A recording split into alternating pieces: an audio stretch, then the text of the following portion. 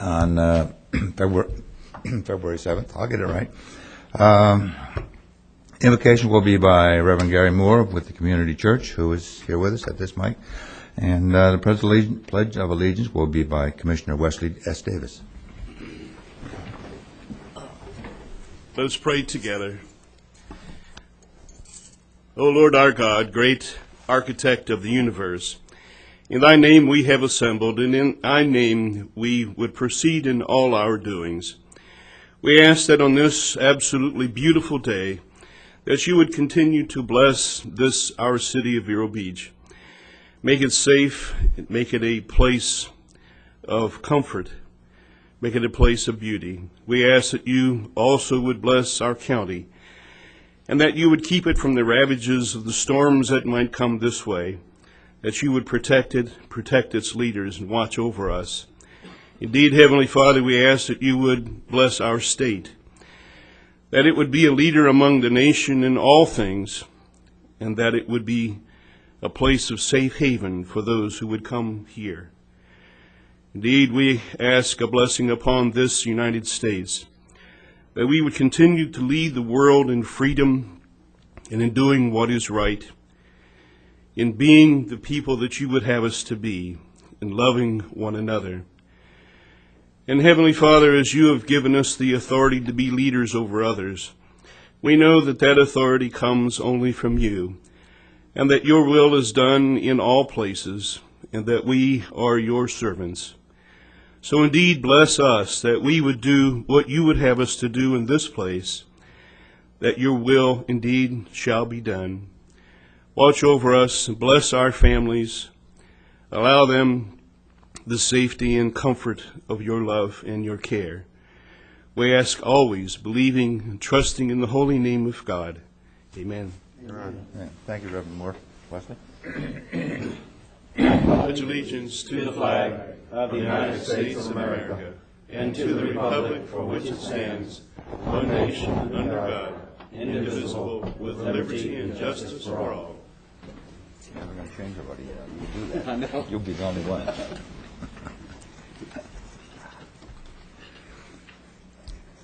Item 4, additions and deletions to the agenda.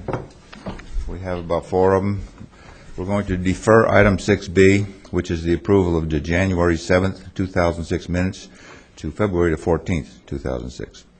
An emergency item is item 7CC, out-of-county travel to Tallahassee for Commissioner Davis and County Administrator.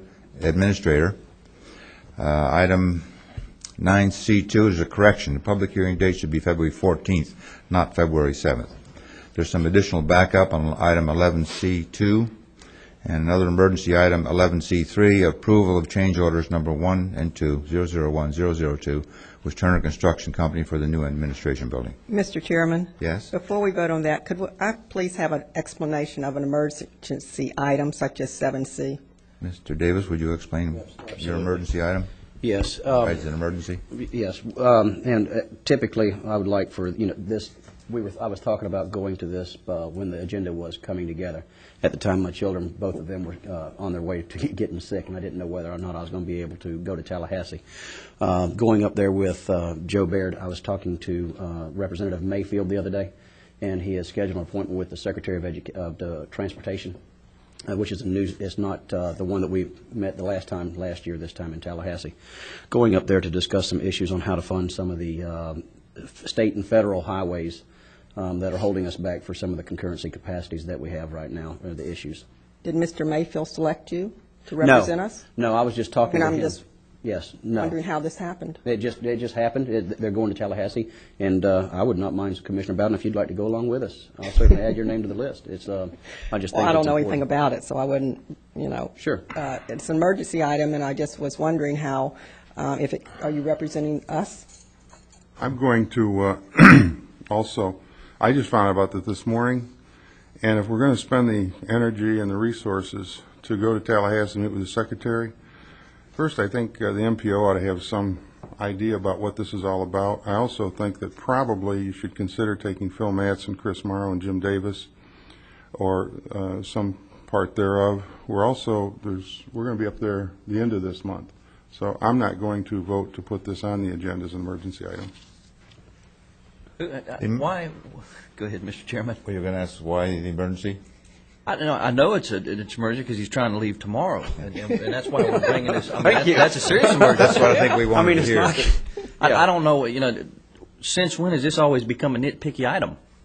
Well, I think I don't know that it's nitpicky. I think it's a matter of procedure. Are you going And at the end of the let month me- to let me- Tallahassee? well, you Commissioner want me to Wheeler? answer your question, or would you like me to? Well, if you can answer that question, you going to Tallahassee at the end of the month? Let's do one at a time. That's the first one. I thought the first one was, why was this nitpicky? Well- Maybe I misunderstood you. Told you to heat up after a while. Hasn't been long. The bottom line is that when were these arrangements made? Last night. Okay, so if we can arrange a meeting with the Secretary of Transportation. No, I'm sorry. overnight- No, this was already scheduled with, Joe, tell them whenever you Yes, started this I conversation. think I talked to Representative Mayfield about a week, I think it was last Monday, about our road problems with US 1 needing widened and the state pushing them back, 60 and 510 and 512. And we discussed a few ideas that maybe the state could help because they keep pushing our roads back and maybe we could enter an agreement. We discussed it and he thought it was a good idea and he thought that maybe I should meet the new FDOT, the head of FDOT, and we could discuss it. Now, if the board, I'll be up there on the 21st with the Board of County Commissioners, and that was what this was all about. He thought that some of the ideas we had, and he might be able to help us with those ideas, and that's all this was. Now, I have an appointment Thursday morning with the head of FDOT. I mean, I could try and do I can do it on a conference call, and I guess if you all think that's more a better idea, whatever you'd like. I personally, Joe, think that, and I have no problem with Commissioner Davis going because he has some issues with 510. He has some issues with some of the other roads up there in the North County. I personally don't see it as an issue that I guess the other commissioners do. And getting back to that, I don't believe you're going at the end of the month, are you, Commissioner Wheeler, to Tallahassee?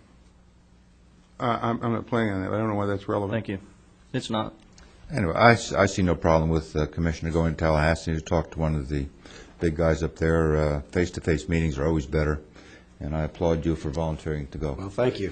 I did, and I don't, Well, next time, can we have a little bit of backup material and explanation? That's just, I think it's reasonable to ask that. To add something to the agenda as an emergency requires unanimous approval of the board, so you might want to vote on this separately than the other additions and deletions. okay. That was probably my fault. I should have kept the board more informed. Everything was moving so quickly. I just kept discussing it with Representative Mayfield. We're trying to get additional funds, and in the future, I'll keep you better informed. I agree with that, and I agree with a face-to-face meeting. I just think that if we're going to do this, it shouldn't be another quick, or I hate to use the word knee-jerk, but quick reaction. I think we ought to schedule this, we ought to plan it with the proper staff, and we ought to go up there where we can get the biggest bang for the buck, and not just make a quick trip to Tallahassee to meet the Secretary of Transportation. I think we can do better if we take the appropriate staff with us, and I don't know how their schedules are or what's got to be readjusted, but if you could make an appointment with the Secretary through Representative Mayfield, which I appreciate, in a few days, I would think if you had a couple of weeks' notice, you could even have another appointment with him and take the appropriate staff with you. It looks like I'm going to not going to Tallahassee because it does need a unanimous vote. But right now, you're fixing to start the legislative process, and when these departments get involved in that, it's every week right now is truthfully seems like a month's worth of work. We were just trying to catch this in advance of the legislative process getting started, and it's not going to hurt my feelings to stay home. I'll sleep better and everything. I've got a charity option for the Samaritan Center Thursday night. I'll just be less tired. So I'm at the pleasure of the board, and if you don't want me to go, I'll stay. Okay, I think we have a motion to approve all of these 5 items. Let's have a separate motion, a substitute motion, if you will, for the item on 7CC for the out-of-county travel. This is just adding the items, or is this isn't the consent agenda, correct? Right, I'm sorry. Okay, So go ahead. move. This is additions. We have a motion Second. to So move. approve. This is for the other 4. The other 4 except for the This is for track. the other 4. All right, we have a motion to approve the 4 except for the 7CC. All in favor say aye. Aye. Any opposed? Now I need a motion for the emergency item, 7CC. So move. Second. Been moved and seconded. All in favor of the emergency item? Aye. Signify- Aye. Any opposed? Aye. That would fail. Is that 4-1 or 4? Is that 4-1? Okay. Vote in favor? Okay, 4 I to just 1. wanted an explanation. Thank All you. right, good. All right, let me get back to my agenda here. All right, do we have we had that, sorry. Proclamations and presentations, Indian River County Chamber of Commerce Regional Economic Development Strategic Plan.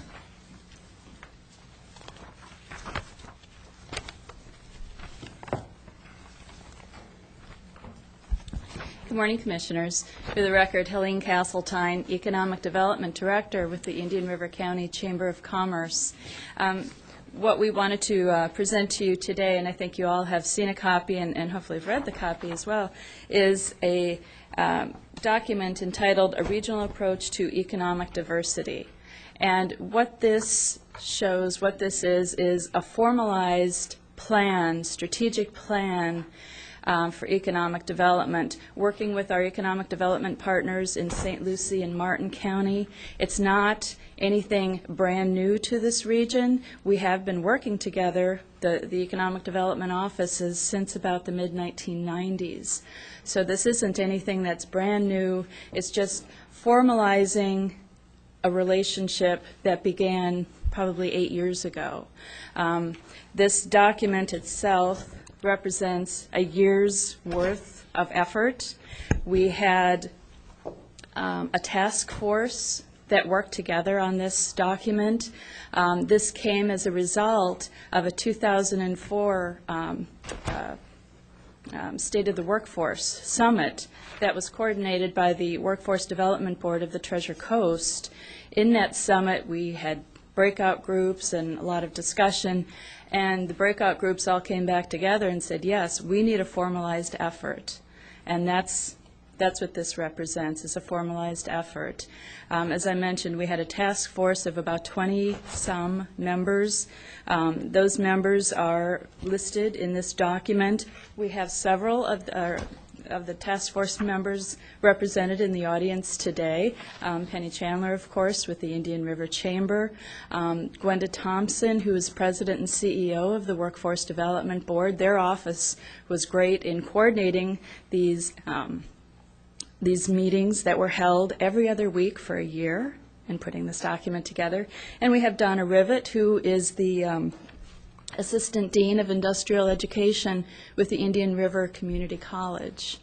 What we are asking today is, of course, to review this document. As I mentioned, it's not anything earth-shattering, it's not anything brand new to this region, but it just formalizes our regional efforts, knowing that when we're working with prospective companies, companies typically do not look at jurisdictional boundaries. They look at regions. The workforce is a region. People commute, of course, across county lines. And that's why we feel we can best leverage our efforts, possibly our dollars, in working as a region rather than just within our own county. Of course, first and foremost, the Indian River County Chamber of Commerce promotes Indian River County. However, if a prospective company can't find the appropriate space or the appropriate land in Indian River County, we suggest they look at St. Lucie or Martin County so we can keep those jobs here within the region. So that's the purpose of this plan. What we're asking for you to do today is to endorse the concept of a formalized regional effort. We've had several, well, actually many endorsements to date, including the Board of Trustees for Indian River Community College.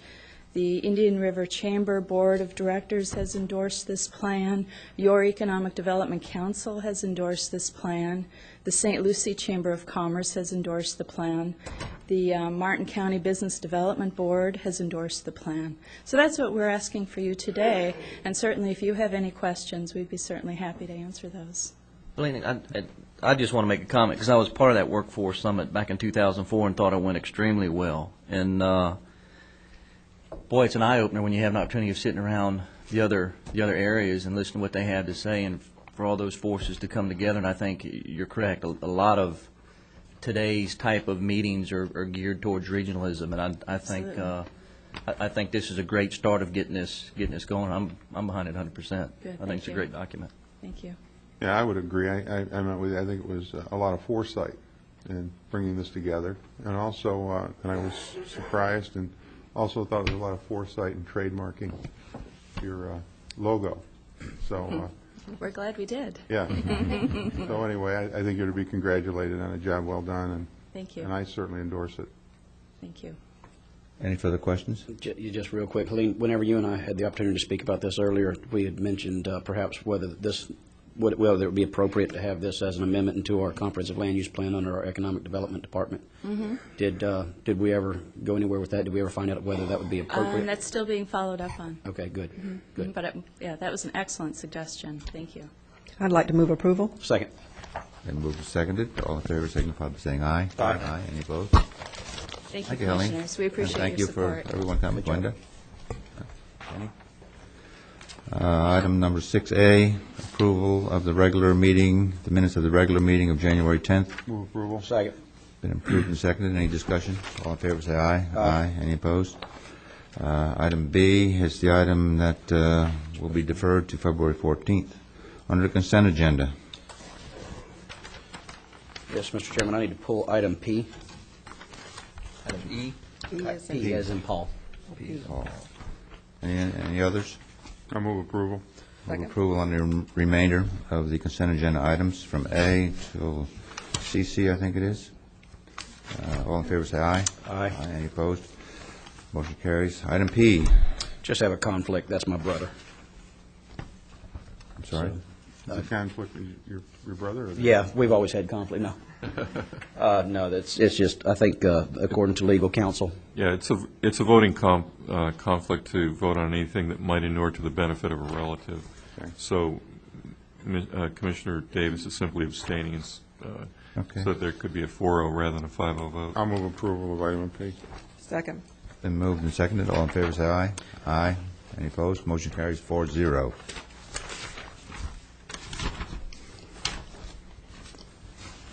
Item number 8 on the agenda is constitutional officers and governmental agencies. There are no items. Public items, public hearing.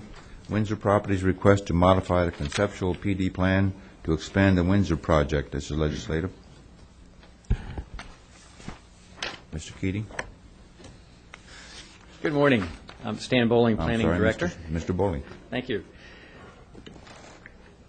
This is a proposal to slightly expand the Windsor Plan Development Project. This is a view of the Windsor project, which is on the North Barrier Island, A1A running in this direction here. There's some oceanfront development with Windsor project. Most of Windsor is on the west side of A1A, and the total project now is over 400 acres.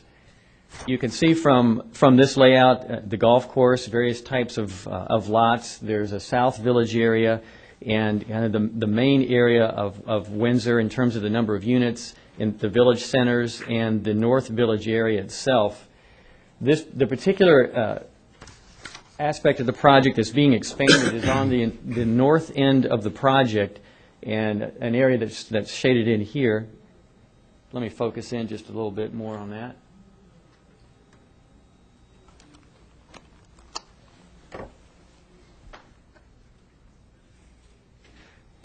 Up at the north end of the project, the current northern boundary of the Windsor PD project is right where my pen is here, going east and west.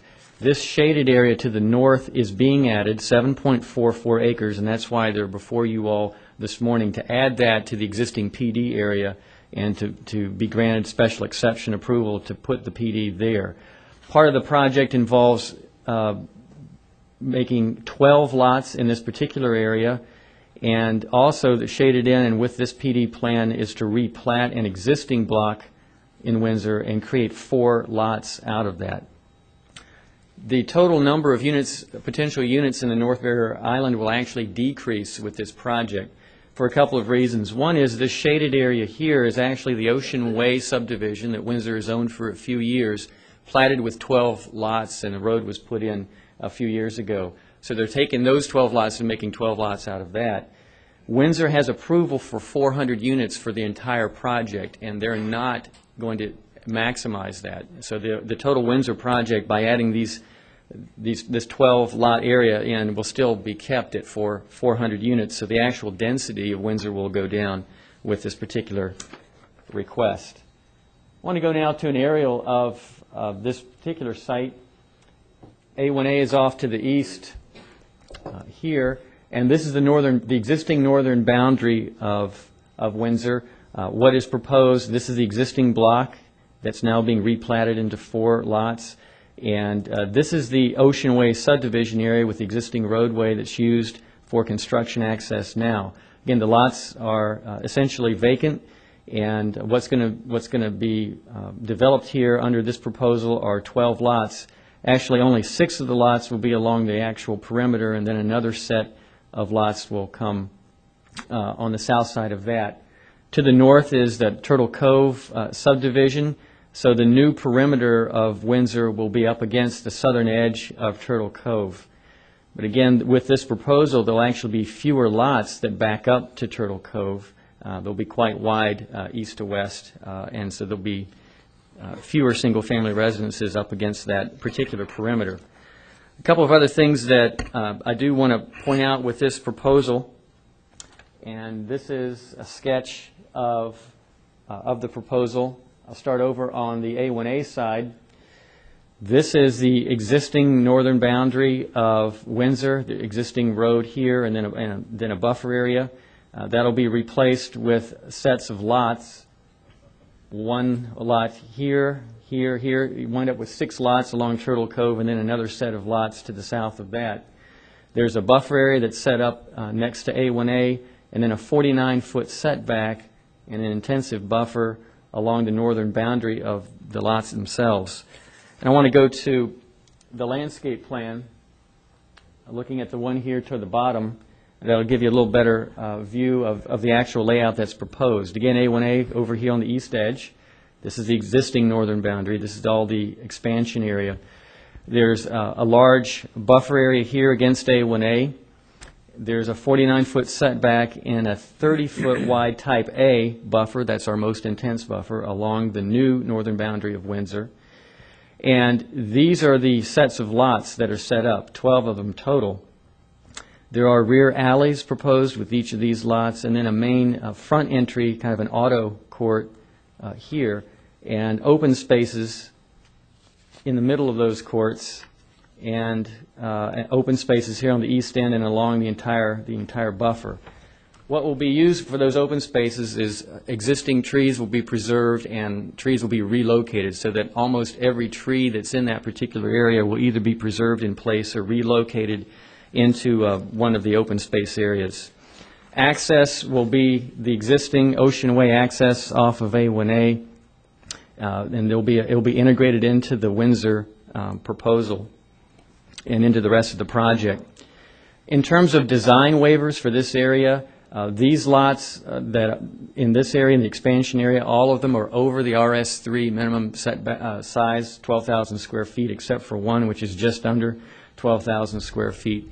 All of those lots themselves will be 49 feet or greater from the perimeter of the northern side of the project itself. And the waivers that are requested are the same waivers for the North Village lots to the south, which are 0 setbacks. It gives them maximum design flexibility. And this just goes to show without the PD process and the flexibility, there would be no Windsor as we have it out there. They need a lot of design flexibility, and they have a lot of separation from the perimeter with the buffer that's requested. The Planning and Zoning Commission voted 7-0 to recommend approval of the project, and the project was essentially revised at the Planning and Zoning Commission meeting, and what you all are considering is what came out of the Planning and Zoning Commission meeting. With the original proposal, Windsor was proposing new access roads, still keeping in the 30-foot buffers, type A buffers along the edges, but they proposed an access road for construction purposes that came along and went along other properties that they own. At the Planning and Zoning Commission meeting, when some of the neighbors complained about that, had concerns about that, Windsor dropped that request. They'll be using internal roadways. So the plan was revised, and those construction roads are not part of the program. So if you've read the P&Z minutes, that's what's reflected in there. Staff's recommendation, as well as the Planning and Zoning Commission's recommendation, is for approval with the conditions that are outlined in the report that deal with final approval of the landscape buffer plans and making sure that the sidewalk along A1A is maintained during construction. Be glad to answer any questions that you might have. Any questions of Mr. Bowling? None? I have one, not quite regarding this, but the swap of land with Windsor and us at the park, whatever became of that, I heard there was a problem with it. Was that resolved? I'm Bob Keating, County Community Development Director. More of an opportunity than a problem. We're working on it. The one parcel is going to be swapped to Spallone Tract, which the county purchased with bond funding. We have a cost share partner with that, which was the state. It's part of the Sea Turtle Wildlife Refuge and the Sea Turtle Wildlife Conservation Recreational Lands Program at the state, a CAR program. So essentially, ownership of that was transferred to the state. So basically, we need to get the state DEP to buy into the transfer. We're working on it right now. Keith Pellin's back there. He's doing a lot of work on it. Actually, things are looking pretty good. We met with Paul Tritek, manager of the refuge, just recently, and I think things are looking up that it can be a win-win-win situation for the county, the state, and Windsor.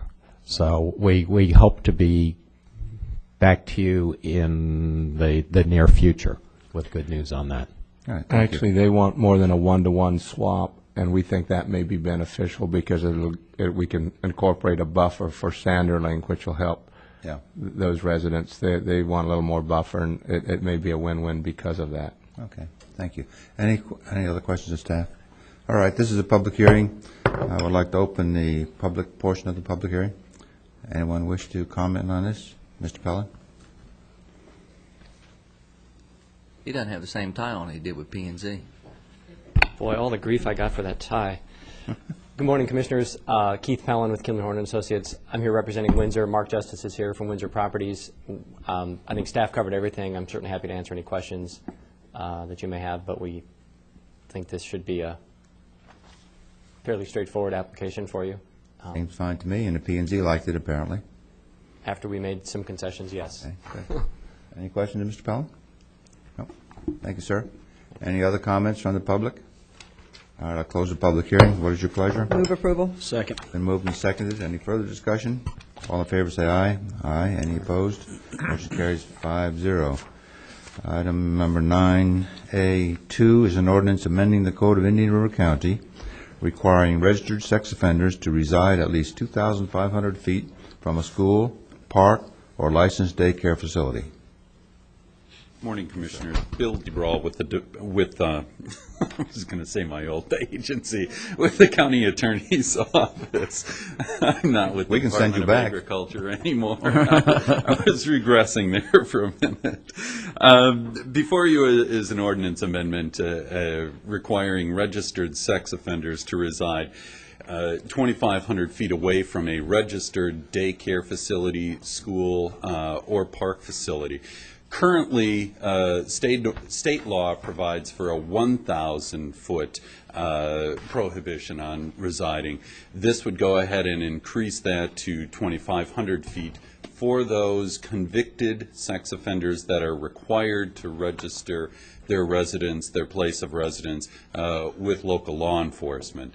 Assisting in drafting this was Jim Harpering from the Sheriff's Department. He's Sheriff's General Counsel. He's here today to ask any questions that you may have. Any questions? I have just one. Suppose there's a sex offender who's within that 2,500 feet and he owns his home there. Is he going to be forced to move? No, this will not act retroactively. He will be allowed to stay there, but no other folks could move in that are required to register. Whether he owns or rents, he would be able to stay there. Correct. I have one quick question, Mr. Go Chairman. ahead. This puts the burden on the offender, not on the landlord, I assume. I mean, it's not the landlord's responsibility to determine who he's renting to as much as it is the tenant's responsibility to determine whether there's a facility this close? That's correct. It is also up to the registered offender himself or herself to be aware of it also. Okay. Any further questions? Okay, this is also a public hearing. Anyone from the public wish to be heard? I'll close the public hearing. Move staff recommendation. Second. It's been moved for approval. All in favor signify by saying aye. Aye. Any opposed? Motion carries. Public discussion items.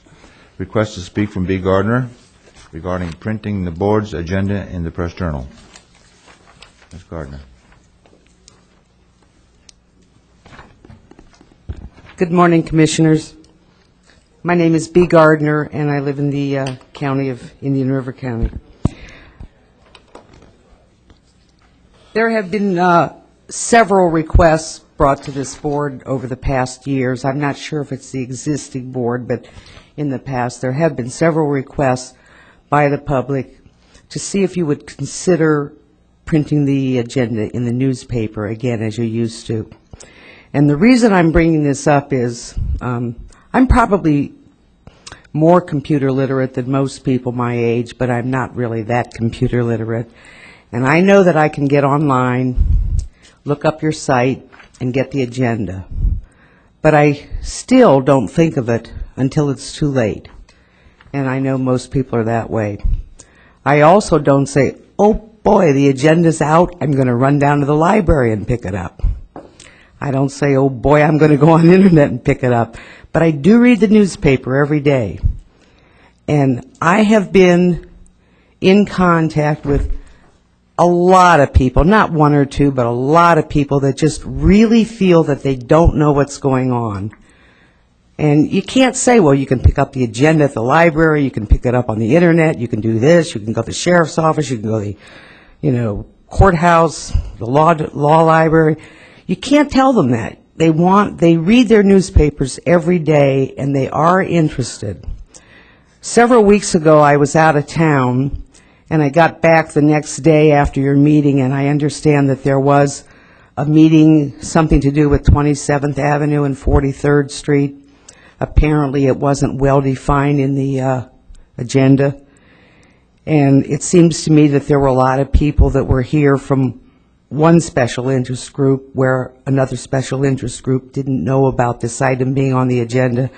And it just seems to me that for the sake of the public, for the sake of you, that it would be wise if you began to print the agenda in the newspaper again, because everybody reads the paper, or at least most everybody, even though it's a lousy rag, we all read it. Pardon me, Henry.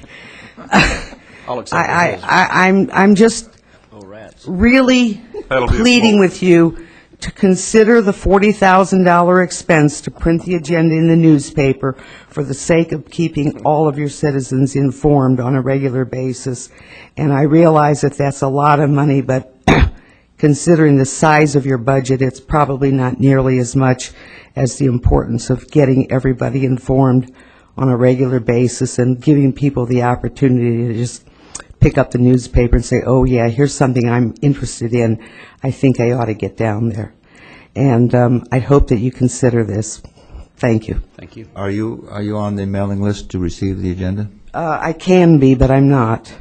I know that there are ways to do it. There's a million ways that people can pick up the agenda. Mm-hmm. I'm only saying that the bulk of the population, the general public, who is interested in what is going on with this commission, just really doesn't know all these ways, and it doesn't click in their mind, and it's just something that I know a lot of people would be very interested on a regular basis to read the agenda in the newspaper. It's been brought to your attention many times. I don't know if Commissioner Davis was on the board at the time, but when this was brought up. Yes. Okay. And I'm just asking you to consider it again. Thank you. Well, I believe the cost is $40,000 that we Right. quoted, and I don't think we had many comments. Kim, you had some figures on how many people have requested agendas, and Well, the last time I ran an ad in the paper advising the people where they can locate the agenda, I had no responses for people wishing it to be mailed, and that ran in October in the Press Journal. So they didn't see the notice asking or advising them where, how to get it. But I am presently mailing to 3 people. 3 people? 3 people. I made a request. Why don't you put B on the list? I'm not asking for myself, I'm asking for the general public. I know I can Doesn't seem get, to be any outcry for it, so, rather than spend the $40,000, I think we can use that elsewhere. Did we ask the Press Journal if they would be willing to print our agendas? I think they do it in some of the other counties. The same newspaper owns it. Now, did we ever look into that? Yes, we did. At no We cost, have. you're talking about? We have. We have. And We've even written- If my recommendation with the publisher, I came up with a comment of possibly trying to even start a community service edition, not only listing ours, but everyone else's, and they said, no, it's just not beneficial to them. no, they're in business to make money just like everybody else. But I'm some not public saying that you're going to hear an outcry, but there is one. And I know that. I know there's a lot of people that just don't know what's going on and they don't get involved. And, if you printed something in the paper, I don't know how big it was or what day it was in, but, maybe somebody read it. Maybe a lot of people have the repetition of knowing that on a certain day of the week, the agenda would be printed. And they would start to look for that. But When did you run? it's I'm sorry. merely a thought. I'm not bent on it for myself. I'm sort of appearing here because I know there are a lot of people that I associate with that just aren't really keen on going to all these avenues to get it. They pick up the paper every day and read it. That I know. When did you have that ad in, Kim? It ran on a Friday or Saturday. I didn't choose Sunday because the rates are higher, but it ran on a Friday or Saturday in the Press Journal. I believe it was in October. I can check my files on that. And how many times have you run the ad? I ran it once because I got no response. Okay. The other thing is, I think a lot of people really don't have an interest until they look at the agenda and see if there's something of interest. I agree. And then they decide, well, yeah, I want to go to that meeting or I don't want to go to that meeting. And if it's kind of out of sight, out of mind, if it's not in the public's view. And I don't know what the other city commissions do, whether they print their agendas or not. City of Sebastian does. I think Indian River Shores, they only meet once a month. Yeah. They do. City of Vero Beach no longer does. I'm not sure about Orchid or Fellsmere. We have it on the TV also. That's Yeah, but again, reruns it's- after the fact. Yeah, you I'm gotta- talking about people that would be Agenda. interested, like Gary said, people that would be interested in a particular situation or topic, but it doesn't come to their mind until they see it in the newspaper. Even if there's a particular issue that affects an area that you live in, for instance, those people that are in that area, a few of them are notified of a particular situation, but not the entire area. I know they'll send out notices if there's some kind of a PD going in or a road repair or something, and maybe 5 people in the whole area will get a notice. Well, I also think if we didn't run the public ads on some of the rezonings or things we do, that and people get letters on that in the neighborhood, but I wonder how much interest, they see it on television after the fact. No, it runs prior to the commission meeting starting on Fridays. The agenda runs on the Government Access Channel. Yeah, that's my point. Well, you mean the agenda? The agenda, yes. Yeah, but you've got to catch it just right to get the agenda, and then you got to catch it just right to scroll through it, as it scrolls through. And I think that's a positive that it's on there. But I also think that, again, kind of out of sight, out of mind, and if somebody sees the agenda in the paper, reads the agenda, realizes what's coming up, they may or may not, but they may come and participate in the meeting, and they'll have an idea of what's going on in the county.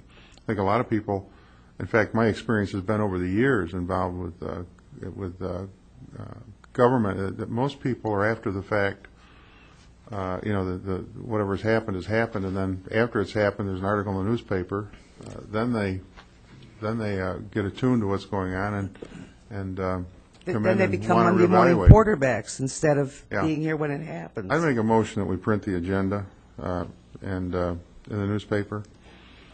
I'll second that. for conversation, could we try it for a certain period of time and see how it works Say out? a year? And then evaluate it? I don't know if we have the money. Where's the money going to come from? It would have to come from general fund contingencies. We've done it, and staff, we're of the opinion as staff that we should just ask the newspaper to print it for free. If not, we've got all kinds of info. We've got the internet, we've got the media, we've got everything. That's staff's opinion. We've printed it in the past, and we didn't think it was. I think there's better ways of getting it out for that money. But if they do it in St. Lucie County, I understand they were running theirs for free, and we pointed that out to them. But we could do it again, send them a letter. I thought they swapped something for that, because I brought that up at a meeting, got chastised by Larry Reisman, I think, in the editorial page. I'm not sure.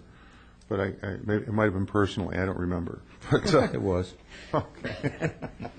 But the bottom line is I think they swapped something, or they've got some kind of an arrangement with St. Lucie County, because I thought it was for free. But anyway, I'll make my motion, and if I can, I'll amend that to say for a year, we'll try it, see what kind of response we get. Well, contrary to that, when we agreed to remove it from the paper, we said we would try that and see what response we got. And according to what Kim tells us, there were 3 people who were concerned enough to call and say, mail me an agenda, and now we might have 4. There's also But we're the only ones coming before you. I'm very seriously saying that there are a lot of people that just don't know what's going on until after the fact when they read it in the paper. Then they do their Monday morning quarterbacking. They read their paper every day, it would become a habit. I think it would behoove all of you to want people to be knowledgeable of what's going on before it happens rather than after the fact. I think on that too, being I know over the last couple of years I've been against printing it because of the cost, but as I made a comment last meeting, a lot of things have changed over the last couple of years with the county and how things have been going on. So I don't have a problem with trying this for a year to see what kind of response we have to get it out there to the paper and let. Well, you'll not know. The people. Well, I think you're not going to know, but unfortunately, it's one of those rats situations. You got to get it out and let people read it, and they'll catch it. So rat? rats. Did you say rats? Yeah. Rats. And people, unless they've got an interest in something, they aren't going to call up and ask for Right. an agenda, and they don't know they have an interest until after the meeting when they read it in the newspaper. That's not so. We have filled this auditorium on several occasions when something has come up, and they seem to find out about it somewhere. Yeah, the newspaper prints an article a day or two before the controversial item goes up, and then people show up. And the agenda might have the same effect. I think $40,000 is a lot of money to pay for a little ad in the paper. Well, what's Unless our we budget? can, as Joe said, maybe we can negotiate or whatever your idea Yeah, was. I'd Jerry. like for Joe to sit down eyeball to eyeball with them if possible and try to negotiate again, because we're going to have to cut back on a lot of things building-wise.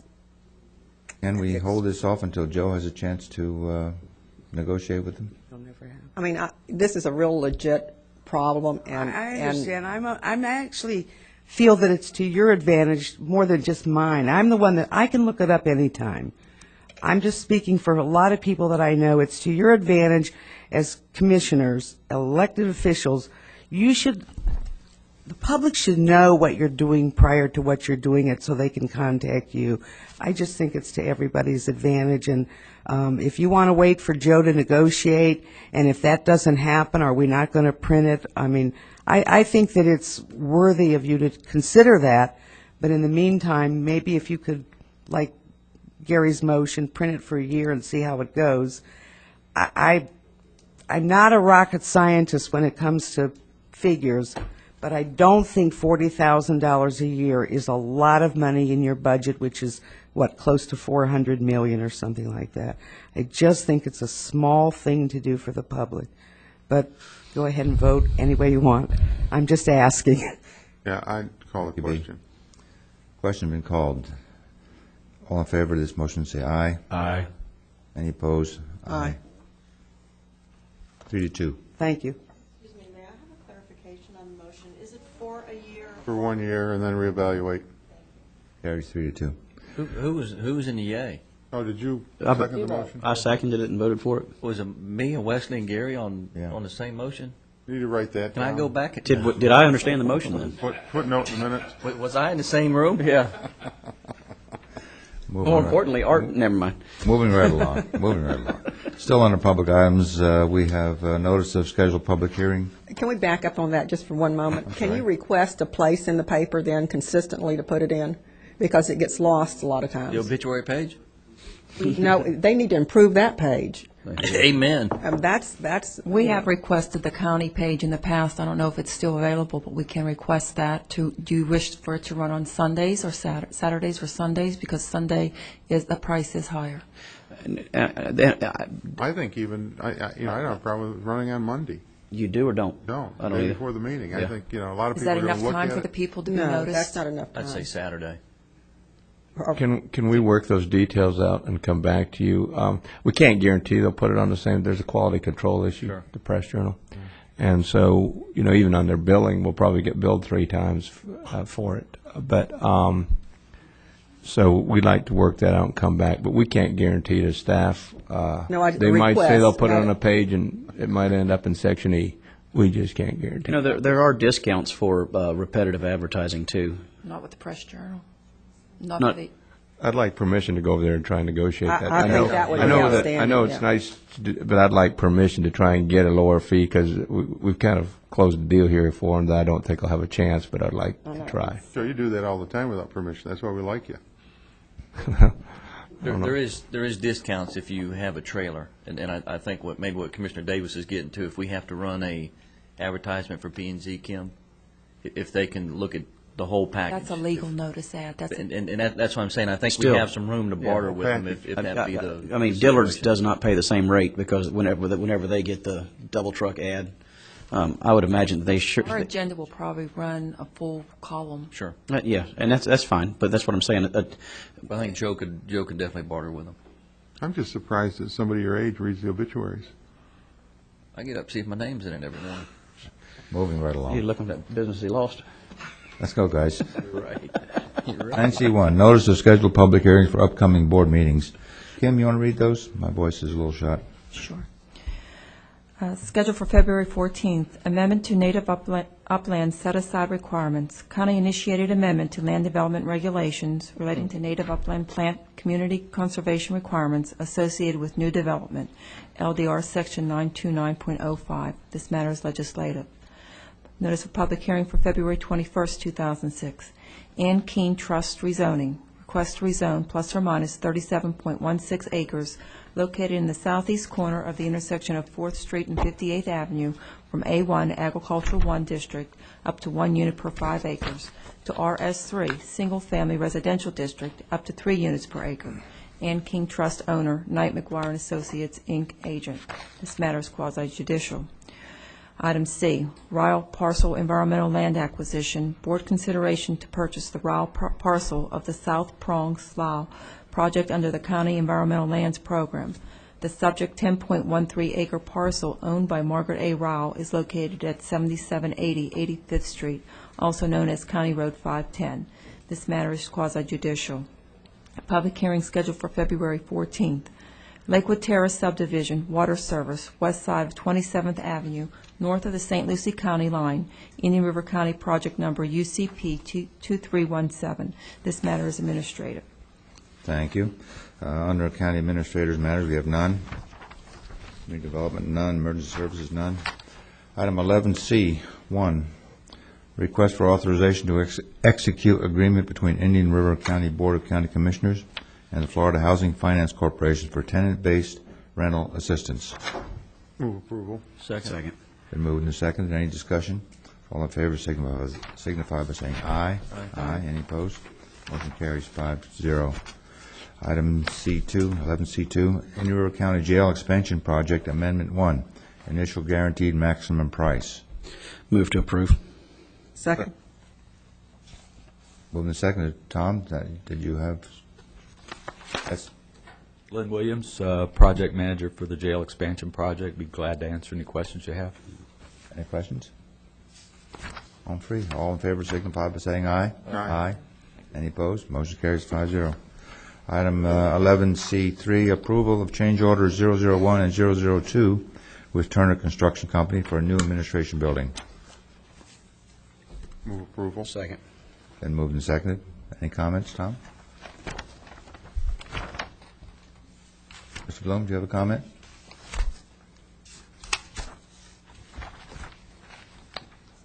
Steve Bloom, project manager. Just if there are any questions, I'd be glad to answer. Apparently not, Steve. Any questions? Sales and taxes. Yeah. I think it's a deduct. Yeah, they're all deduct. Yep.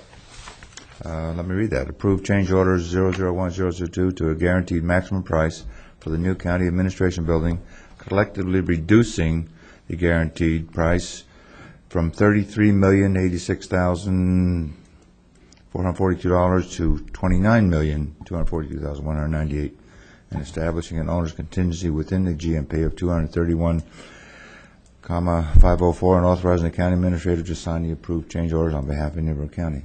That's a pretty big deduct. How did we come by that? Right. Well, we've actually spent that money ourselves rather than taking it out of the GMP, All right. rather than taking it out of the project. And the savings that result are the tax savings. And so we're around $231,000. Sales to tax our savings. Owner's contingency, yes. All right, Steve, thank you. We already have a motion. All in favor, say aye. Aye. Aye. Any opposed? Motion carries. Under Human Resources, none. Human Services, none. Leisure Services, none. Management and Budget, none. Recreation, none. Public Works, 11I1, right-of-way acquisition, 13th Street Southwest between 43rd Avenue and 58th Avenue. Dave W. and Janice Weatherington. Mr. Davis? Good morning, Jim Davis, Public Works Director. This right-of-way acquisition parcel and the next one on your agenda are along 13th Street Southwest, east of Kings Highway, and our goal is to complete that link of 13th Street Southwest between 43rd Avenue and 58th Avenue and extend 58th south so that we can relieve some of the congestion on 43rd Avenue. So these two right-of-way parcels will accomplish 2 out of 4 parcels that we need to complete that 1 mile of right-of-way acquisition. Move to approve, Mr. Chairman. Second.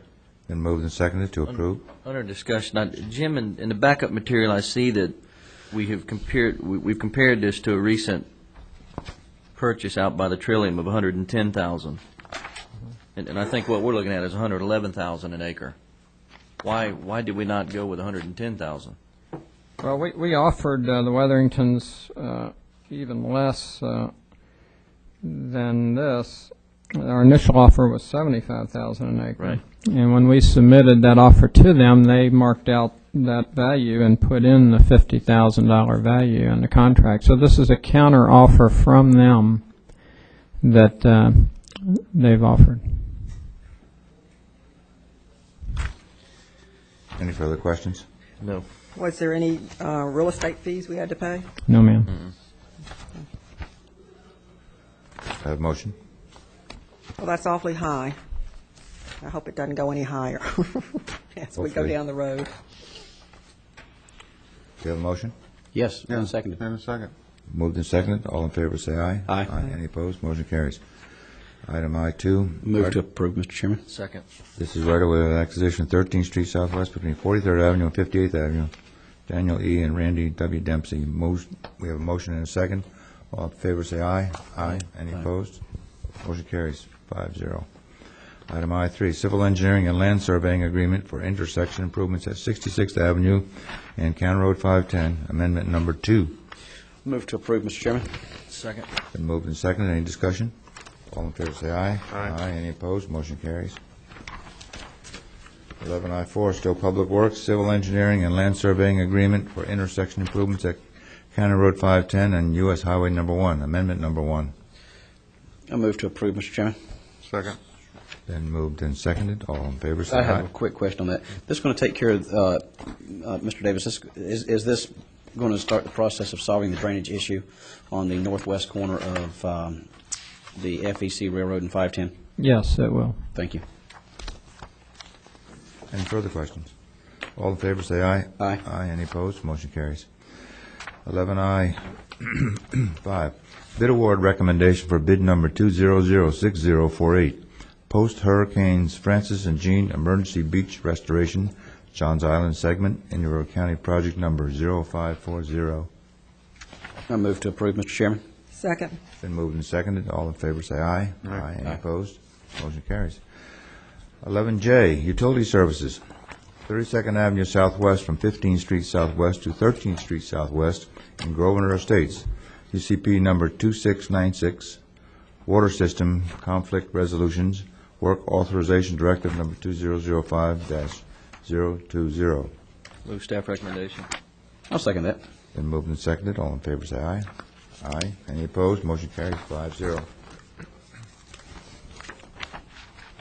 Item 12A, under County Attorney, modification of dedication number 23919 from the Board of Trustees of the Internal Improvement Trust Fund of the State of Florida to Indian River County, modification to lease between Indian River County, Florida, and Environmental Learning Center, Inc.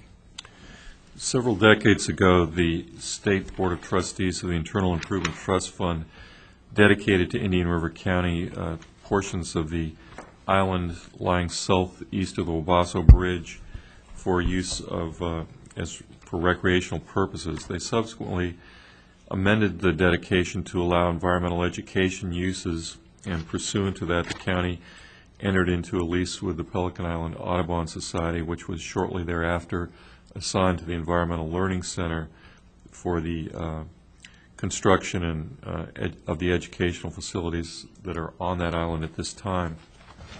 Over the last several years, the Environmental Learning Center has been negotiating to acquire additional properties on the island, and I think if you look at page 390 on the agenda, there's a black and white map that you can see a little portion of the island toward the south is cut out with a black line. That's the 12 acres that is being proposed to be added to the dedication from the state to the county.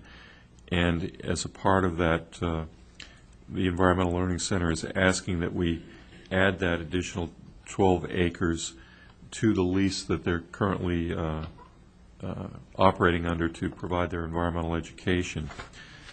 The Environmental Learning Center has worked over the last several years to obtain releases from the Army Corps of Engineers and the Florida Inland Navigation District as to easements that they had over the property, which would allow dredging and filling operations on that site.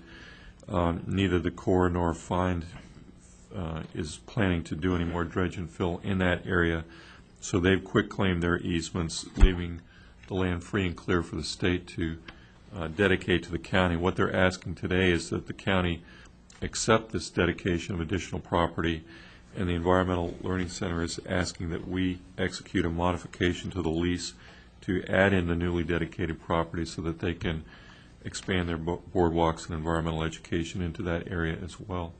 And Executive Director Holly Dill is here if you have any further questions. Move to approve, Mr. Chairman. Moved and seconded. Under discussion. The land eastward up along the roadway, that's excluded. Who owns that land? I'm not sure. I'd have to Holly, do you look know? at a tax map. I do. You need to come to the mic. Holly Dill, Environmental Learning Center, eastward, meaning on the east side of Live Oak Drive, Well, it's alongside our dock. kind of northeast. Yeah. There are two pieces of property that are in private ownership. One is owned by Jerry Arsenal, and the other is Rick Pino. The piece that's out into the river, the larger piece out, it's not deep. You familiar with this? I'm talking about this general piece here. Yes, yes. That's all privately owned still. There's 2 lots in there. Okay. Thank you. We have a motion and a second. All in favor, say aye. Aye. Aye. Any opposed? Motion carries. Thank you for coming, Holly. Under Commissioner items, I have none. Gary Wheeler, do you have anything? Nope. Sandra, you have one on the ordinance amendment to preclude any action or motions on matters listed under public discussion items. Thank you, Mr. Chairman. I wanted to bring up what happened last meeting, and I asked the attorney to draft something for me, and I appreciate that, Will, very much. And he says it very plainly that we had 3 hours of consumed listening of people who were not on the agenda. It was opened up, and we've never really done that before since I've been on the commission. Done what? And opened up the whole under public discussion and let 3 hours worth of people talk that were not agended. And we took substantive action on the comprehensive plan without being noticed. And I think from this point on, we should really not do that. We should have a process that we come through and we act accordingly. The public deserves notice, and we deserve to be responsible enough to have it come through in an orderly manner. Well, number one, we didn't have any substantive action except to tell the staff to proceed and look into an item and then bring it back to us, which would be the substantive public hearing item. And the fact that we let the discussion go on was just an accommodation to the public, because there were several people here who wanted to be heard. And after you start discussing something, I can't see any reason for shutting down the public comment. So that's can I have the attorney? But we have had motions before in that area of our agenda. In fact, you seconded Had one with B. Gardner. Yeah. So we do it. Can I have the, that's not what the attorney says. That's your opinion. But can I have the attorney and read exactly what his opinion is that happened? Well, what happened was there were 30-some people that weren't on the agenda that were follow-up speakers to matters that were under the agenda, I think under Mr. Paladin and Ms. George's items. It did take 3 hours, I believe, to hear everyone speak, and at the end of that, the board did direct staff to initiate a comprehensive plan amendment. I think we did point out that that does not affect a comp plan amendment, that it has to go through the public hearing process at Planning and Zoning and the Board of County Commissioners before that's accomplished. But as the ordinance now reads on the agenda, it says public discussion items generally limited to matters on which the board may take action.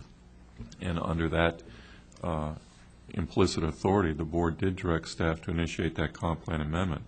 I think what Commissioner Bowden is saying is that was a substantial change in direction that the public wasn't aware of and didn't have, well, that there may have been other people who were not in favor of that amendment that might have appeared if they had more notice of it. And I believe her idea is that if there is a public discussion item, that the matter be referred to staff to be brought back at a later meeting for formal action after there's been input from the staff as well. Mr. Chairman? Well, it's not about what we did. We directed staff to come back and advise. Yeah, well, you didn't. You directed them to initiate the amendment.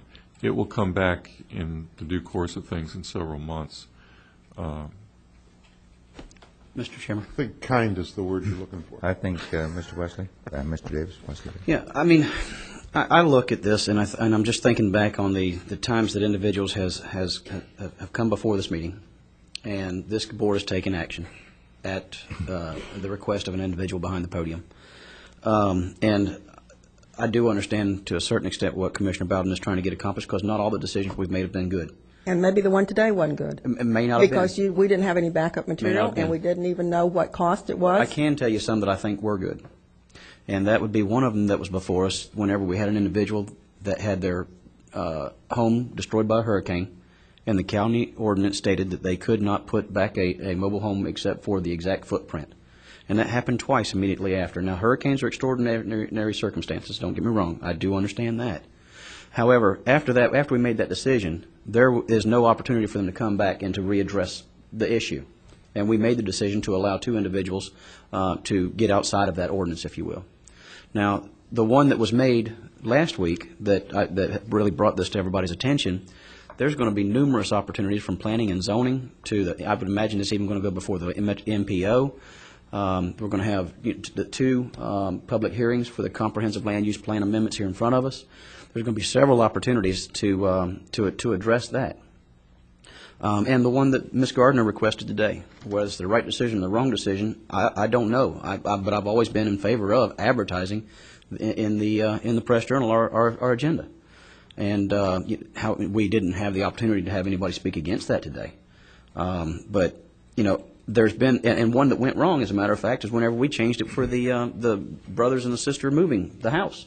Amen. You know, and that was, we changed the policy then had the public hearing after that, and then it moved forward. I don't want to take away from the public the opportunity to have a commission take action on an issue. Good point, good point. I just think this is a sophisticated operation now. This isn't hit and miss. And there is no backup material on this last item that was a major item.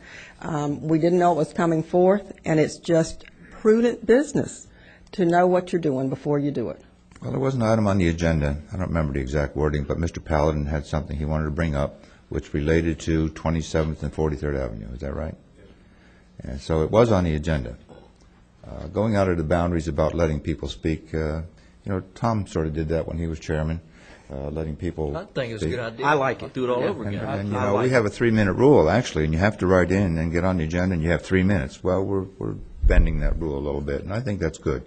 I think people need to be heard. Well, then we need to change the rule. And I don't like to see them going at 10, 15, 20 minutes, but 3 to 5 minutes is fine with me.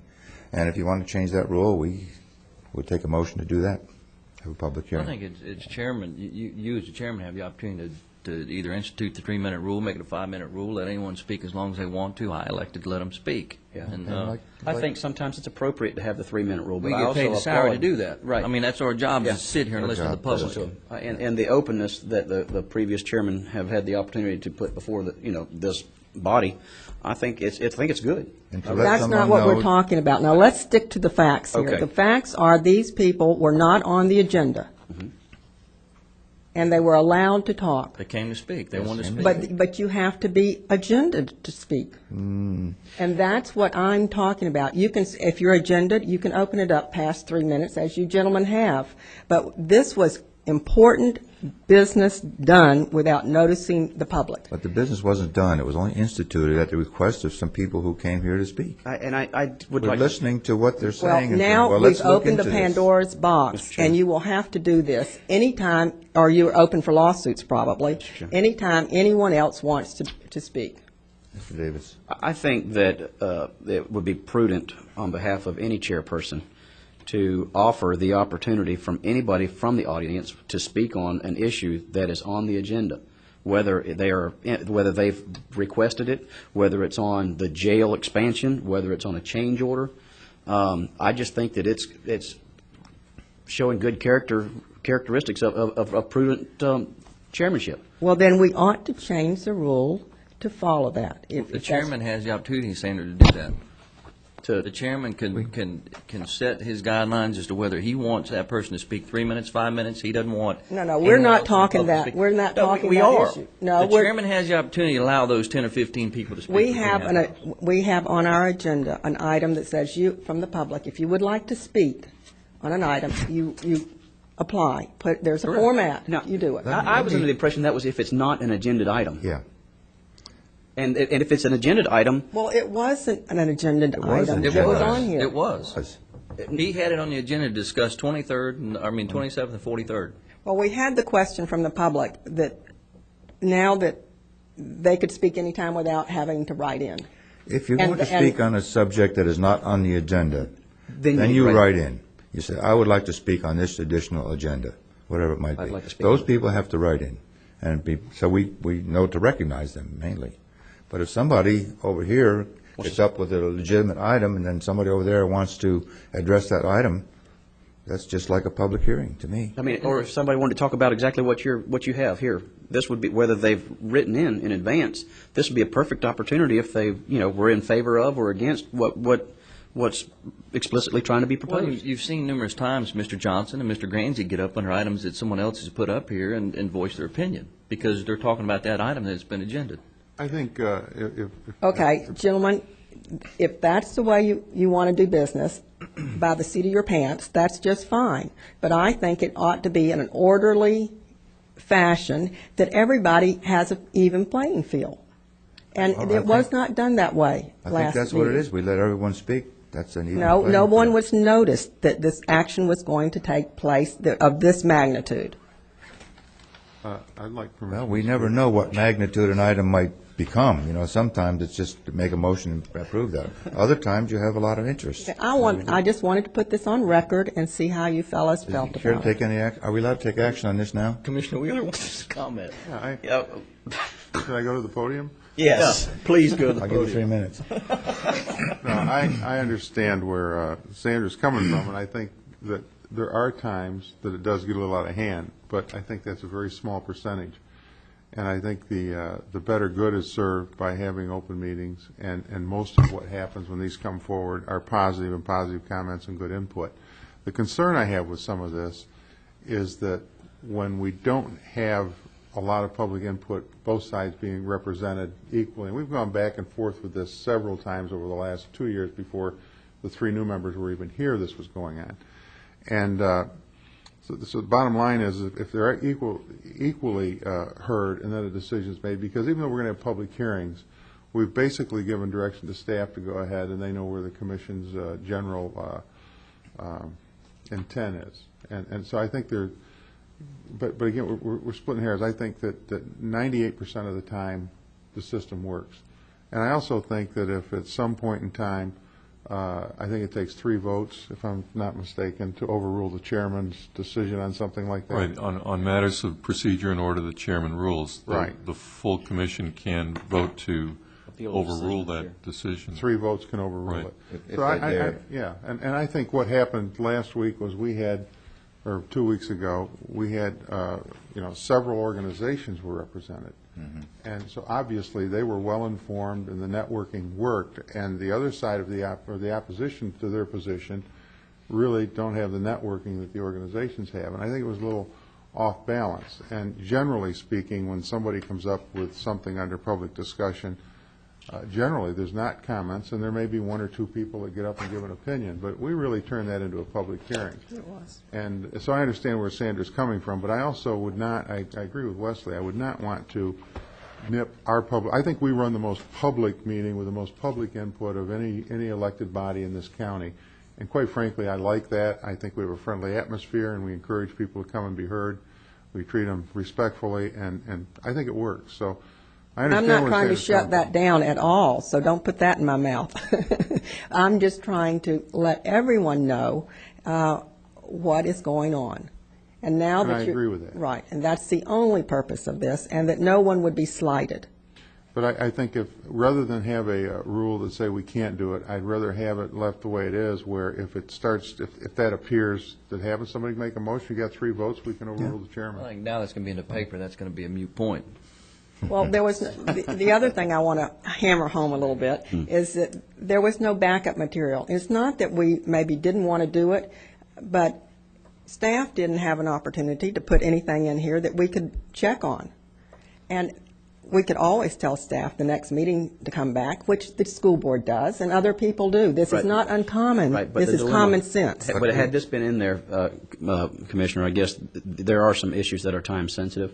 Whether you agree with them, Absolutely, and that was part of what happened. Exactly. And you didn't bring that out. I tried to bring that out, exactly what was happening here, and, it muddied the water, I think I said. It had been a really well-publicized item, 43rd Avenue. And we heard from the And we're not finished with it. homeowners, I don't worry we're about not it. finished with it. Yeah. And this time, the other side sort of outweighed the 43rd Avenue side, but they were there. We heard Kind of like a from them, tennis too. match right now. Yeah. Well, I think just so. wanted to talk as long as Wesley does on some items. Hey, I don't blame you. I don't do this very often. Yeah, I don't so blame just am you. doing And you this. did a good job on it, by the way. And you wound up about where I typically wind up on mine, too. Mr. Pellin, I don't know if we can invite any public input on this. Can we take a vote? 3 minutes. I can do it in 3 minutes. He started that whole item, so. I know I did, and that's why I felt I should comment on Joseph Paladin. I put packages out in all the commissioners' boxes through Kim earlier that week with what backup I did have on the subject. And, when it was said that I was going to discuss 43rd Avenue and 27th Avenue, I don't think that anybody was surprised that what we were going to talk about was the widening of 27th Avenue and 43rd Avenue. And I spent a lot of time talking to the forces out on 27th and 43rd Avenue that were against it. I didn't speak to any of the people that spoke for this in the audience, except for people that was part of my growth awareness committee. I didn't contact any of the people out here that spoke, but I think they all knew that I was going to speak about widening 27th and 43rd Avenue. I made one phone call, I think, to Mr. Lawther and Mr. Davis on that, and I spoke to you, Chairman, 2 weeks before that, and you basically said that you weren't interested in bringing it forward unless somebody else brought it forward. You would consider avoiding, taking an issue on it. And then I spoke to Mr. Davis and Mr. Lawther, and they basically said that they would be more comfortable discussing 27th Avenue and 43rd Avenue if I could put together some kind of package that would be beneficial to the people out there, and the people out there basically would support it in one way or another. And so I spent the rest of my time trying to talk to Diane George, who was an advocate on 27th Avenue, who was, pretty well versed on that. I think that's off. And I spent some time talking to Adrienne Cuff and her husband, Doug Cuff, and a few other people out there, but they were the most outspoken people throughout this whole process on 27th and 43rd Avenue, and they had access to their own groups. And when I approached those people, and I went out to their homes at night, and Bill Beardsley, one of my committee members, went with me a couple of times. We made the presentation to them and said if they didn't want to support what I was bringing forward and didn't think that was good for the neighborhood, to tell me, and I would stop. And I wasn't told to stop, and so I proceeded to try and get as much as I could for the people out there that were living on those streets. So then I negotiated with Mr. Baird, and I talked to Jim Davis, and I talked to Mr. Keating, and with Mr. Baird's help, we were able to get a little more to give the people out there as far as driveways and all the other things, utilities under the sidewalks, and we were able to design a road in the given right-of-way we already had. And I tried to contact Mrs. Bowden a few times that week, as a matter of fact, either through Kim or directly, and she was out of town. And as a matter of fact, I stayed for a meeting with Joe Baird one day to try and catch her when she was done with the meeting. Right, I was and Kim went down and told you I was here. Right. And you wanted to stay in the other meeting, so you didn't talk to me. So that being the case, I do worry, after I hear this scenario a little bit. If I can finish, Sure. Mr. Chairman. So anyway, it wasn't that we weren't, it wasn't that I didn't make an attempt to contact the commissioners, but I felt it was more important to contact the people out there on 27th Avenue and 43rd Avenue than I did spend time soliciting the commissioners' support. I thought it was more important to get the support of the people that lived out there in the street that were against us before, and I think we did bring together a nice presentation of what they would get out there, and I think they realize that this is the best possible scenario they're going to be looking forward to, and I didn't get any adverse communication from them. And even as far as the Indian River Neighborhood Association, I mean, they weren't here because they didn't know this was going on. They weren't here because there was no really outcry for adversity towards this. I spoke to Mr. Christopher. I spoke to Mr. Pickett. I spoke to anybody that would be negative about this situation, and that's what I spent my time doing, not soliciting people that were for this. These people that spoke for this, I didn't talk to one of them, and I defy anybody to say differently. So I did try and bring the other side in. Okay. The Centex across the street from the sanctuary, what's the name of that subdivision? It's between 58th and 60th. I just want to go in there and talk to them so we get a road through there. Where's that at, Gary? Right next to the property, I think. I just saw your sign go up next door to it. I thought maybe you could negotiate a... Okay, for the last time, I want to say one final thing, gentlemen. I think this is, once I hear this scenario, I have concerns about the Sunshine Law and how this happens when you talk to people and you negotiate before we all talk together. You contacted 3 people. I don't understand that. Okay. And- No, you named and 3 almost- people, and he I'm talked to hoping them I didn't individually. hear this right. No, you heard it. You heard it. And- He talked and- to us individually. And that you said that you would rather, and don't let me put words in your mouth. I won't. But you would rather somebody else bring this up. That was me. I had brought this item up the week before, 2 weeks before, and went down in It flames. becomes dangerous. Will you stop interrupting for a minute, please? Will you And- be quicker? Anyway, thinking back to the previous meeting, I thought I had no support here whatsoever. And when he said, let's bring it back, I said, no, there's no support. Let's forget about it. We'll leave it at 3 lanes. That was my answer. That's to him. exactly what That's you the only said. discussion we had. And apparently, he talked to other people. I didn't know that, and that they thought they would like to hear what you said after your conversation with the people on 43rd. And my whole issue on that was the concurrency issue. It wasn't Tom's and it wasn't Art's and not Gary's. But the concurrency issue is clearly my reason for supporting the 43rd Avenue project. But throw out that bad word about sunshine. Yeah, I mean, where does the sunshine come No involved? violation I'm aware of or anything close to it. No, I'm saying that it becomes dangerous when you start negotiating behind the scenes, a layperson. And But he did with the 43rd Avenue people. No, he The got the concern 3 with the votes. sunshine law is that you can't You be can't a pass conduit. information. You can't be a conduit saying, well, this is what the other one Exactly. commission says and Yeah. tell the other. You can speak to any commissioner you want about matters to come before them. You just can't be avoiding the sunshine law by passing information about how one feels about it to the other. I've never disclosed information from one commissioner to another. I asked Mr. Davis how he felt about it, and he says that he would feel more comfortable bringing something forward on 43rd Avenue if the people on 43rd Avenue when 27th Avenue weren't opposed to it. And I said, okay, so let me see how they feel. And I asked Mr. Lowther the same situation. And I can tell you, too, Joe, if you remember, I had been working with Mr. Brackett for about 2 months on 27th. Correct. That whole That- plan that he was bringing forward. And I that's think I another even- thing that brought it forward. I even gave you the design that he brought forward that we happen Absolutely. to have upstairs. So Absolutely. it's, my job as a commissioner is represent my constituents, whether in South County or North County. And I did meet with Mr. Brackett, and he's on my committee, so he's one of my committee members. But I did meet with Mr. Brackett about that. And matter of fact, I used Mr. Brackett's project down there as part of what I brought forward to Mrs. Cuff and Miss George. And like I said, I met with them several times, and they basically felt that what I was doing was in their best interest, and they didn't ask me to stop. If they had both stood up and said, Mr. Paladin, we don't want you to continue with this, we don't feel that this is in our best interest, and Mr. Beardsley was with me when I made the statement, I said, I will quit. I'll leave the drawing here, throw the rest of the stuff in the trash, and go home.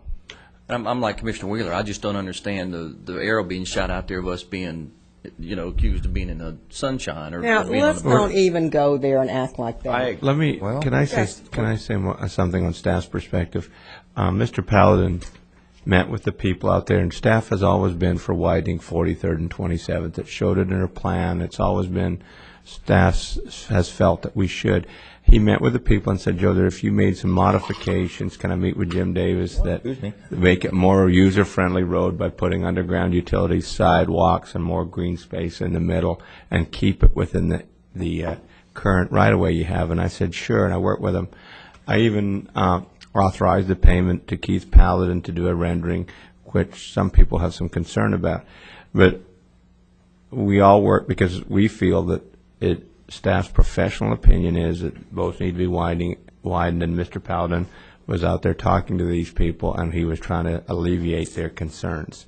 So we did that, and I'm in the position that I can't take between the commissioners information until we get out in the open meeting.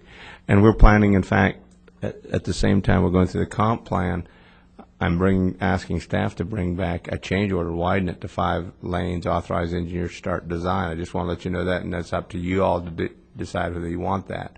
Because once we get if we do the comp plan change, I don't want to be behind the 8 ball and say, I'm sorry, you guys approved it, now another year. So I just want to inform you all of that also. Thank you, Joe. Okay, I think we beat this to death. Thank you. Anyone care to take any action? Hearing none. We'll move on down. Wesley Davis, no items. Commissioner Tom Lowther, bond for moving homes, no backup. Sorry. Well, Commissioners, I think this is kind of another one of those issues we've had a lot of material on, and I didn't see the need to bring back up. I think if y'all read the article that Henry wrote on Saturday with the headlines of "Oh Rats," this is where we stand. This is the house that we moved to Florida Ridge. And apparently not only with the house, we moved rats. But, and I can't take the blame for that. But I think if you all remember the discussion that we had about 3 weeks ago on the performance bond that we waived to allow this company to be able to move this house, we had so much discussion, we never had a motion out there to reinstate the performance bond. That's what I'm doing today. I want to make a motion to reinstate the performance bond so this doesn't happen again. I'll second that, Mr. Chairman. Any discussion? Under discussion? Yes, sir. I don't have any. We've got somebody in the back. You don't have any? Gentleman in the back, then.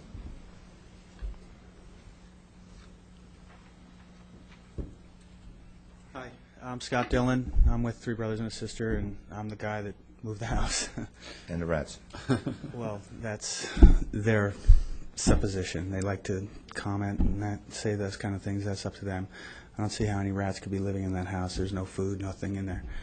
Now, in regards to your putting that bond back up on the books, I would like to, I know that we approached you in the beginning with an idea of moving an old house in order to preserve the materials and the architecture and the history. Now, by reinstalling the bond, you make it cuts out the little guy from moving houses because you have to have deep pockets in order to do this. So if you do reinstate it, then you will be, well, banishing a lot of history and a lot of materials to the junkyards and to the waste piles. Mr. Dillon, did you mention at the last meeting that you were at that you all would have paid the performance bond to move this house? I think you did. Yes. That was my question. I think at the last meeting that you spoke, I raised the question, if this performance bond was in place, would you all have still moved the house? You commented yes. Well, we would have done everything we could have, but... So then you still could have done it if you're the little guy. Well, that's debatable, all right? I mean... Well, this house is debatable between you and I. And I tell you, publicly, I'm going to battle you all day long with this house. I hope you get it done, but I don't see it fit. Is there any progress since we last talked about this? Not much, a little bit. Didn't you say that it was going to be done in 2 months at the last meeting? No, we said that we would be making progress within the next 2 months. I mean, we clearly would like to reserve our rights to use the year that everybody, whoever does a project. You will. Us changing this ordinance, Mr. Chairman, I'm sorry. Us changing this ordinance, it's not going to affect you. It's going to affect... No, I understand, but, but our whole impetus, or our whole effort to do this was to provide some housing for the workforce. I mean, nowadays you have to have $200,000-$300,000 in order to buy a house in this county. I'm with you. I understand. And it's very difficult for us. I think also that it's no longer a historical house. Once you move it off its pad, it's no longer a historical house. Well, so you can. It's still historical, but it can't be on a historical register. Yeah, correct. But I think we can have this item on the books, put it back the way it was, and treat each one individually. After we do some more homework, I think. I'd like to just comment, too, just for the sake of, I think, accuracy. I'd like to go back, and I may go back and look at the DVD from our last meeting, but you did say clearly, I believe, that the money was there to move the house, and you would have moved the house even if the bond had not been dropped. Secondly, you did say, or your partner did say, that you expected to have this house done in 60 days, because when you said that, I thought, that ain't going to happen. Yeah, that's... But you made those two comments, and it's contrary to what you're saying today, is the only point I want to make. Well, in the heat of discussion, we may lose track of, the specific points that are being put on the table. The fact is that, we are just a small outfit with very limited resources, and we're just trying to make something out of nothing. I mean, I'd suggest, and I mean this sincerely, I'm a small businessman, or have been also, but I would suggest, that customer base is built by performance and word of mouth, and if you want to continue with what you're doing, you could take this bad situation and turn it into something positive by developing or devoting all the resources you can muster to get that house in shape and where Yeah, well, where it ought believe to me, be as Mr. Wheeler, we quickly really as are. possible. I mean, and we are. For your benefit. Yes, and we anticipate doing that, all right? It's going to be impossible to do it within a 2-month pace, framework, or time frame, but it will be done well, and you will be happy with it in the end, Mr. Lowther, even though your constituencies are all upset down there. It seems that you are leading a band of mobsters that are condemning an entrepreneur for getting out there and standing up for himself and doing his thing. Mobsters. And I gotta give 'em a it's black just suit the on. mob that's in that neck of the woods that are damning me. No, they're And now residents and citizens of the county. They're not a mob. I- They're neighbors that object to what you have down there, and I would too. And then I think, Mr. Dillon, last night I had the opportunity, and County Administrator Joe Baird had the opportunity of sitting in front of about 20 of them, and they're making comments like, why don't you move this to your backyard, meaning me? Well, Why don't you move to your but backyard? once again, it's not. This house was going to be destroyed, was it not? You had 30 days, I think, to move it, or Mr. Barquette was going to destroy it. So he saw fit that it wasn't worth remodeling. No, Is that correct? No, Mr. Barquette I think didn't understand the logistics of the permit process in this county and how long it takes. And he wanted it done, a very long time ago. No, he wanted to save the building. That's why he gave it You to let me us. know if you have any permits held up on this to get it done. We No, we don't. can end this debate because, like Wesley said, it doesn't affect you one way or another. No, what I we're understand, doing but here. I just wanted to make I just wish my you would point. go ahead and get to work and show some Very progress good. down there. Will do. And then this group of people will not be on your doorstep anymore. Very good. If you Thank show you, sir. something nice, like you keep promising Yeah, us. well, then that's what we're aiming for. invited to, there Well, you go. wouldn't that Ribbon cutting ceremony. Do a ribbon cutting. There we go. Until then, But thank thank you. you for First me. one Now, we have a motion to redo this ordinance. All in favor, say aye. Aye. Any opposed? Motion carries. No. Motion carries unanimously. And I think that wraps up the agenda. Yes, we are adjourned.